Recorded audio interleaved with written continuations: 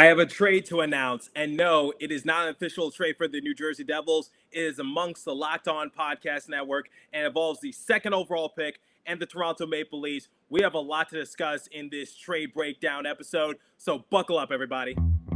You're Locked On Devils, your daily podcast on the New Jersey Devils, part of the Locked On Podcast Network, your team every day. Hi, this is Bryce Salvador, and you're Locked On Devils with Trey Matthews. Scores! Oh, Steven stepped up, nailed it. Brodor's got the puck. What a shot. The Devils win the Stanley Cup. Alrighty now, what is up, New Jersey? Welcome back to the Locked On Devils podcast here on the Locked On Network. I'm your host, college hockey play-by-play announcer, and also Devils writer for Pucks and Pitchforks, Trey Matthews. Guys, grab your alcohol, grab whatever it takes to loosen you up a little bit because we have some silly season to discuss. And no, this is not an official trade by the New Jersey Devils. This is just a hypothetical silly season scenario amongst Locked On hosts. So if you guys have been paying attention to my show the last couple of weeks, I have been shopping that second overall pick. I've been reaching out to Locked On Canadians, Locked On Wild, Locked On Blackhawks, talking about, hey, look, the second overall pick is there for the taking.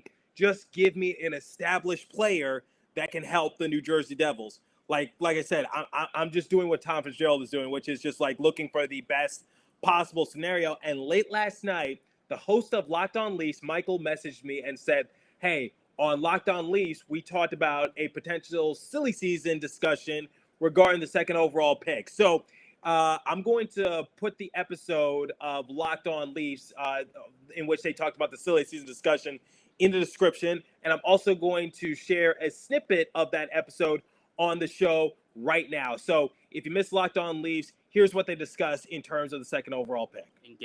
But here's the blockbuster part of the deal, because I'm not only interested in Damon Severson when I'm talking trade with the New Jersey Devils.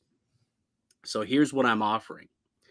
I am willing to give up a William Nylander in a trade because I think Severson at least is a proven commodity where Dante Fabro is not. But it gets much larger than that, David. Much larger than that. I'm thinking Bill Nylander, Rasmus Sandin, the 25th overall pick in this year's draft.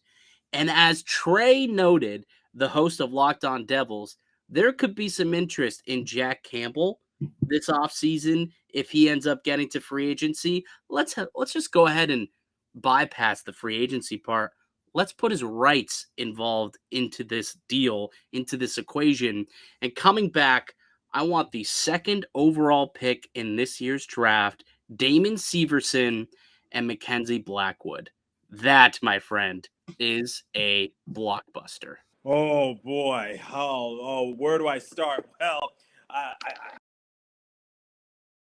I got my notebook prepared because we got William Nylander, Rasmus Sandin, the rights to Jack Campbell, and the 25th overall pick in exchange for the second overall pick, Damon Severson and Mackenzie Blackwood. Okay, so we'll talk about the players momentarily. Let's talk about that 25th overall pick. So I get it's towards the end of the draft, but at least we get something in the first round. So a team like the Chicago Blackhawks can't really offer us a first-round draft pick because they can't, because they gave it up last year due to the Seth Jones trade. So if we were to get Alex DeBrincat, we get knocked out of the first round most likely, because I think that's what the Chicago Blackhawks are going to demand, because they're so desperate to get back into the first round that's going to cost the Devils a first-round draft pick. So ultimately, that is a bit of a risk. Now, I get the 25th overall pick is towards the end of the first round, and it's not really worth that much, but it's still something. That's all I can say. At least it's something that can just maybe give us a first round draft pick. That's all I want you guys to look at from that sort of sense. But here's the thing. I've been hearing some rumors that outside of the top 5, this is not really a loaded draft class. But I want to shed some light because the New Jersey Devils, I wouldn't put it past them for finding a diamond in the rough. We were able to find it with Jesper Bratt. We were able to find it with Yegor Sharangovich. There's so many diamonds in the rough that the New Jersey Devils can pick up we were able to get Dawson Mercer mid in the first round a couple years ago in the 2020 NHL draft. So the Devils are no strangers to finding diamonds in the rough. So I wouldn't put it past them for maybe finding a gem with the 25th overall selection. I'm not banking on it, but at the same time, at least it's something in that sort of sense. So when looking at this trade at first glance, I was just like, okay, we get the 25th overall pick, but we do give the Toronto Maple Leafs that second overall pick, which can be a little risky because they are a good team. And are we just helping them, basically improve their roster because they do have a lot of good players. I do have to give respect where respect is due. I know they get knocked out of the first round all the time. They haven't made it past the first round since 2004. But the fact of the matter is they still have a lot of good players. And if they were to draft someone like Slavkovsky or Cooley or Nesmith or whatever the case might be, you are kind of helping the Maple Leafs in that sort of sense. But we'll talk about that a little later in the episode. So ultimately, when looking at this trade, I think the key player would be Nylander, just because he has the overall production.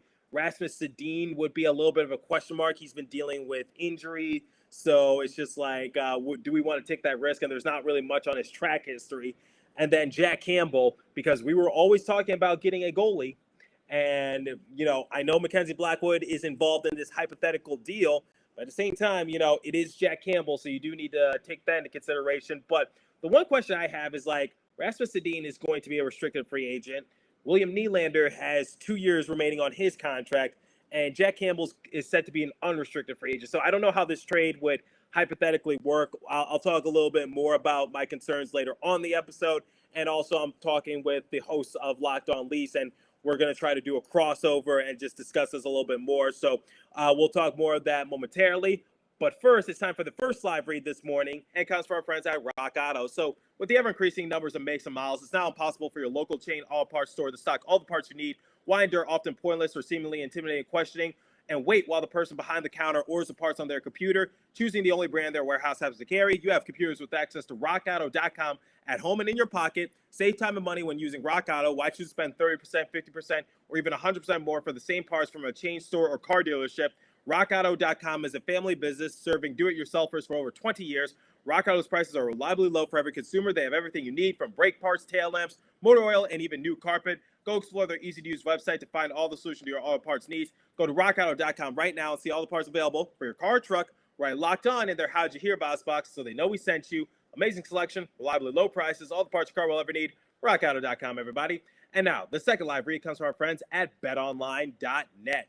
BetOnline.net is your number one source for all your betting stats and sports info. Find all the latest sports developments, news, and odds, including this year's NBA Finals, the NHL Hockey Conference Finals, MLB scores, and, of course, the latest fighting news from MMA and UFC to boxing. BetOnline is your continued source for all your sport wagering information, including live betting, esports, and more. Head to the website today or use your mobile device to learn more about the trends in action. BetOnline, where the game starts.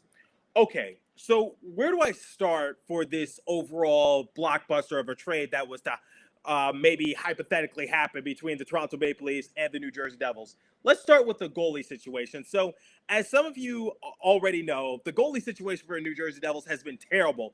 The last couple of weeks, I've been talking about potential goalies that the New Jersey Devils could pick up. Now, here's the issue with someone like Jack Campbell. So, if you guys recall, moments ago, the guys of Locked On Leafs stated that instead of focusing on Jack Campbell in unrestricted free agency, they would give us the rights to Jack Campbell. So I don't know how that would work. Would they just sign Jack Campbell once he hits the market and then immediately trade him away? I'm going to have to talk to Locked On Leafs to just clarify on that a little bit more, because the Devils could just pursue him in unrestricted free agency, because he's not going to be a restricted free agent. He's going to be an unrestricted free agent. So is it worth giving up Mackenzie Blackwood if we could just pursue him in unrestricted free agency? But this could guarantee us even more that we could get his services, if that makes sense. So ultimately, getting Jack Campbell, it would definitely be an upgrade over Mackenzie Blackwood. Now, here's the thing, and here's where I stand with Mackenzie Blackwood. I haven't lost faith in him, but at the same time, I have said in past episodes, I said that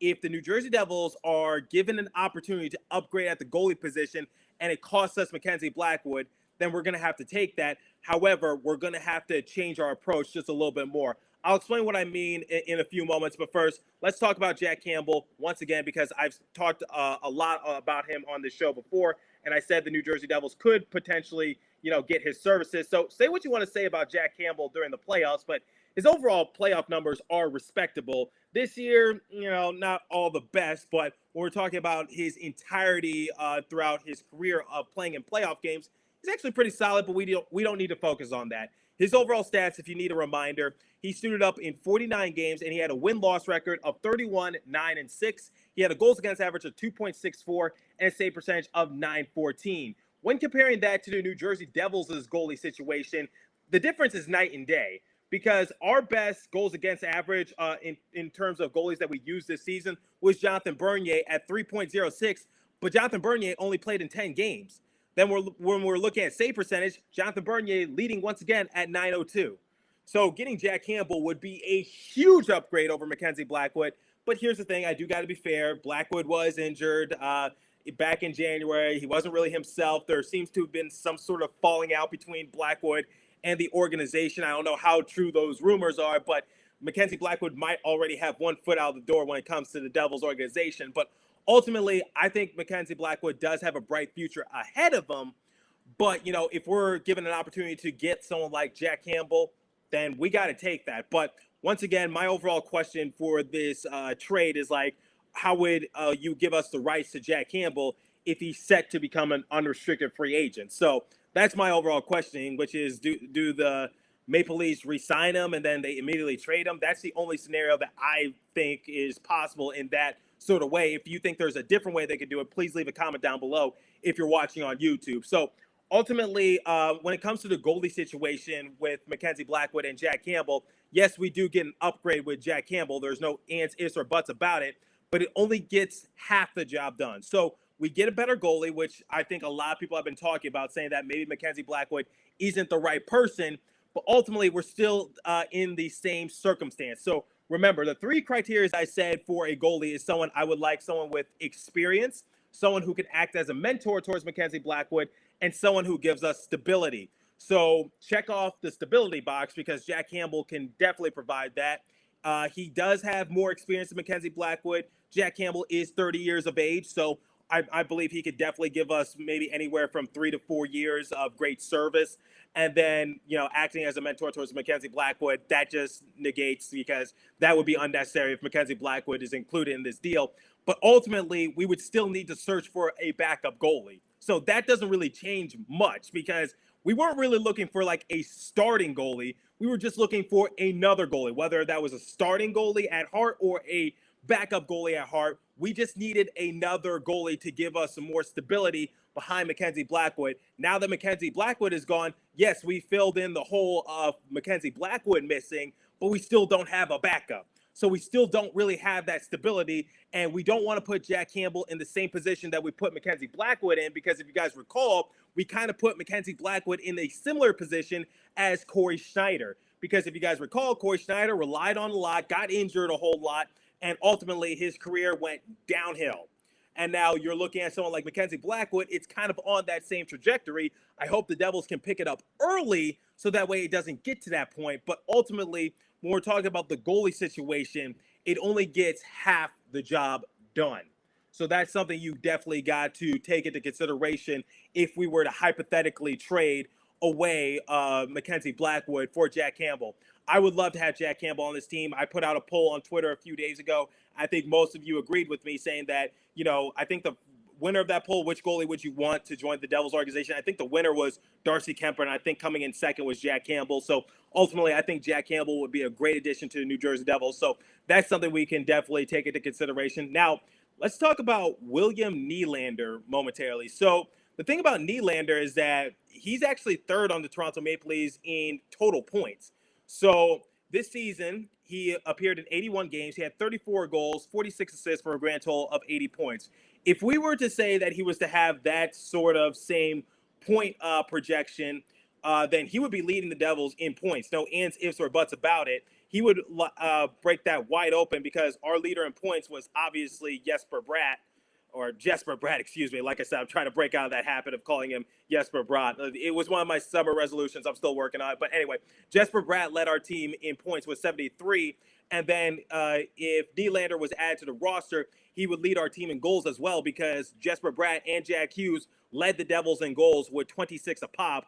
And then in terms of assists, Bratt had 47, Nylander had 46. So Nylander would be second, but Nico Hischier had 39. So ultimately, Nylander would be a huge get for the New Jersey Devils in that sort of regards. Now, if it was a straight up trade, the second overall pick for William Nylander, I would say no way. That's not going to happen. But the fact that we have some other assets to work into the deal, that makes it a little bit more interesting. So, William Nylander, the problem with him was his contract, because I think a lot of people were critiquing his overall contract, saying that it was way too long and that maybe the Toronto Maple Leafs shot themselves in the foot. But if Nylander were to join the organization, he is signed to this year and also next year. So if he was to come to the Devils organization, you need to work out an extension with his agency ASAP. You at least need to get it on the table, because ultimately, like, we're trading away the second overall pick, and the main get in that deal arguably would be William Nylander, in my opinion. So you got to work out a deal, because we need some longevity, because that's one of the concerns I have with this trade, which is how long can this last for the New Jersey Devils? Because, this is a move that could get Tom Fitzgerald fired. Now, we'll talk more about Damon Severson momentarily, but let's keep focusing on Nylander for right now. So the thing about Nylander is that the one thing I've been saying about the Devils is that they needed more forward depth. They needed more scoring outside of the big three of Hughes, Hischier, and Bratt. That's what they need.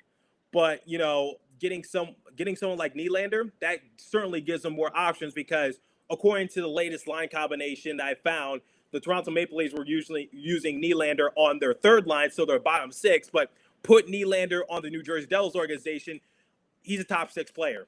There's no question about it. And you can either put him on the first line or the second line, because I think he could be a good winger piece to maybe someone like Jack Hughes or Nico Hischier. And remember, Jack Hughes makes the people around him better. So, I think a lot of people can say, like, oh, yeah, because, he's got Matthews, he's got Marner, he's got a lot of good players surrounding him. If he comes to the New Jersey Devils, he's not going to provide. While Hughes might not be on the same level as some other Toronto Maple Leafs players, I still believe that Jack Hughes could keep Nylander in the loop and keep his production up. Same with Nico Hischier, because that's what Nico Hischier needed to get going. He just needed a reliable option. Now, here's what I'm banking on. I'm banking on that the four players I'm about to list, I'm banking that either one or two will definitely get better in their overall progression. So Yegor Sharangovich, Andreas Janssen, Tomas Tatar, and Dawson Mercer. I'm banking on one or two of those players. It would be nice if all four. I'm banking that one or two of those players will definitely improve their overall offensive game, because the thing about Tomas Tatar, he led the Montreal Canadiens in scoring a couple years ago. Wasn't really able to find his niche this season, but I think he still has something in the tank. The tuna, I believe that we're going to go tuna hunting this season with Tomas Tatar, and he's going to hopefully light the lamp a little bit more. Then you got someone like Dawson Mercer. The one thing I can't question about Mercer is his overall work ethic. That boy works like a dog.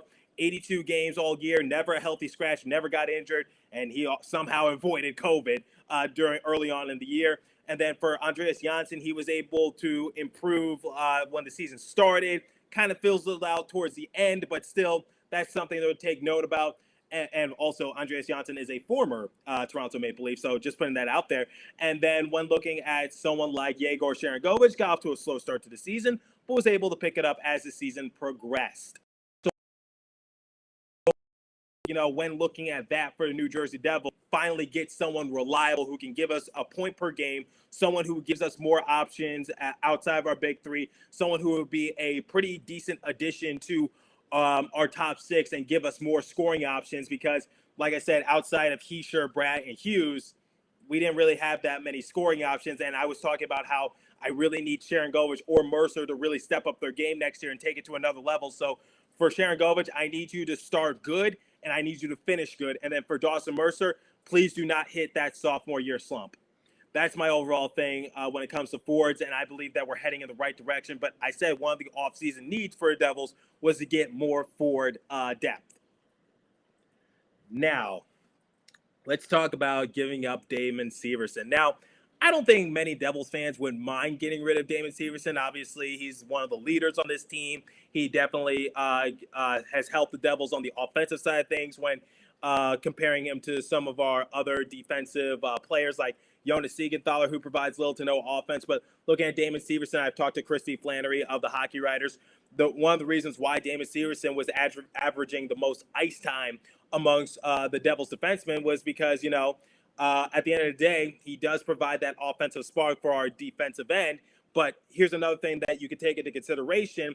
I think that Dougie Hamilton will have more offensive firepower next season after he fully recovered from his facial surgery, because I felt as though we rushed him back and he wasn't able to just come back from it. But I think since this offseason is going to give him some time to recover, I think Dougie Hamilton will certainly be the offensive weapon on the defensive side of things that the Devils have been looking for. I think Dougie Hamilton will certainly get his name back into the Norris Trophy race. And we can also talk about Ryan Graves and his overall offensive production, because he was able to have a career year on the offensive side of things, still pretty good defensively. So that's another player who we can definitely bank on having another good offensive year. So the thing about Damon Searson is that I talked with Locked On Leafs about this before, because apparently the Leafs were somewhat interested in Damon Searson before the trade deadline. So I was just like, you can have Damon Severson, basically. He's a leader of this organization. He makes a few boneheaded mistakes. I gave a couple of concrete examples throughout the course of the year, but you still get a pretty decent player in Damon Severson, especially on the offensive side of things, if you're looking for sort of like an offensive defenseman. However, his defense is a bit of a question mark. But another thing that we can take into consideration is that Luke Hughes most likely will sign his entry-level deal come mid-season next year. So I'm not sure how fast of an impact he'll be able to make. But, that's another player who could potentially fill the shoes of Damon Severson. And then also, is it possible that Ty Smith can have a better junior year campaign? Because I know he hit the sophomore year slump, was never able to find his footing. But at the same time, is it out of the realm of possibility that Ty Smith can't make a comeback? I know he's not really an offensive kind of guy. He wasn't really, putting up big offensive numbers his rookie year, but he was still pretty respectable in that regards. And I think he was arguably our best defenseman that year. So that's something we can definitely take into consideration. And that's something that I'm definitely taking note of. So in terms of Damon Severson, I think he would be somewhat missed by the Devils organization, but I think most of the fans would be okay if we trade him away, especially if we get someone like Nylander and Jack Campbell added to our roster. Now, Rasmus Sedin, very interesting, because he's dealt with a lot of injuries this past year, particularly with his knee, if my memory is good. So Rasmus Sedin is a bit of a question mark, and that would sort of, I guess, be like Damon Severson's replacement. However, I'm just not sure. I don't know what to go off for Rasmus Sedin, because, he doesn't really have that much track history, and that's my overall concern when it comes to his style of play, and can he provide, the necessary production that we need on the defensive side of things. So Rasmus Sedin would be a bit of a project. He's still young. He's 22 years of age, so he would fit in pretty well with the Devils' overall developmental plan. He's also from Sweden, similar to Nylander, and guess who's also from Sweden? Alexander Holtz. So, we're kind of getting the Swedish connection going a little bit. And then the king of it is Jesper Bratt. Maybe, I'm entertaining that. So, we could become the Swedish fish of New Jersey or something like that. I know there's another Swedish player on the Devils, but I think it is it Fabian Zetterlund? Something like that. I'm losing track of time right now. It's late. It's late when I'm recording this episode. But anyway, ultimately, when looking at this trade, I'm not going to make a clear indication as to whether or not I would do the trade hypothetically, but I'm just giving you guys the pros and the cons to it. So there's definitely upside. There's definitely some pros to it, which is we get someone like Nylander. He can help on our top six. The one con to it is that he signed for 2 years. So can you convince him to sign long term? Rasmus Sedin is a restricted free agent. And also you got to take into consideration that injuries could play a factor. And can he develop into, a decent defenseman? Then for Jack Campbell, it's okay, we upgraded from Mackenzie Blackwood, But ultimately, we still don't have a backup to help out Jack Campbell, so we don't want to put him in the same position that we put Corey Schneider and also Mackenzie Blackwood once again in. So that's something to definitely take into consideration when looking at that. But ultimately, this trade is very intriguing. But some of the issues I have, like I said, the contracts, the longevity, how can this help us in the long run? Can we secure Jack Campbell for like 3 to 4 years? Can we get Nylander to sign an extension because he signed for this year and the next year? And are we also giving a good team an out? Like I talked about the Toronto Maple Leafs and their overall salary cap issue. And it's like, are they just trying to shed some contracts our way and then just trying to get a high draft pick? Because, like I said, outside the top 5, this is not really a deep draft class based on what I've been hearing. So ultimately, that's one of my concerns as well, which is like, are we actually helping the Toronto Maple Leafs when it comes to like, their salary money situation? So that's something to also take into consideration. But ultimately, you're probably wondering like, why am I talking about this? And why was I not big on like Alex DeBrincat or Kevin Fiala? Well, the fact of the matter is like, Kevin Fiala is just like, were we going to get a first round draft pick in response to trading away our second overall for Kevin Fiala? That's my overall question mark. And then for Alex DeBrincat, I said early on in the episode, it's just like the one problem I have is just like, the Chicago Blackhawks cannot give us a first round draft pick because of the Seth Jones deal. So ultimately, that's my main concern. So let me know what you guys think. Is this a trade that's interesting you? Is it a trade that, is giving you many red flags in your mind? What do you think? Leave a comment down below if you're watching on YouTube. Hit me up on my personal Devils Twitter page at Locked On Devils or at TreyMatt4, and let me know what you guys think about this trade. Once again, I'm not giving you guys an answer as to whether or not I would do this deal or not. I'm giving you the pros and I'm giving you the cons. So I have not made a decision in terms of making this trade. Just putting that out there into the, I guess, hockeyverse or whatever the case might be, and I'm going to let you guys discuss it. So once again, the trade involves Nylander, Sedin, Campbell, and also the 25th overall pick. And in exchange, the Devils give up the second overall pick, Damon Severson, and also Mackenzie Blackwood. So let me know what you guys think. And I'm going, and while I log off, I'm going to take a shot of this fireball because it's been a long day, been having a lot of technical difficulties, and this trade has gotten me excited. So let me know what you guys think, and I'll catch you guys in the next episode. Continue to stay safe. Have a wonderful day, New Jersey. Go Devils, and thanks for listening.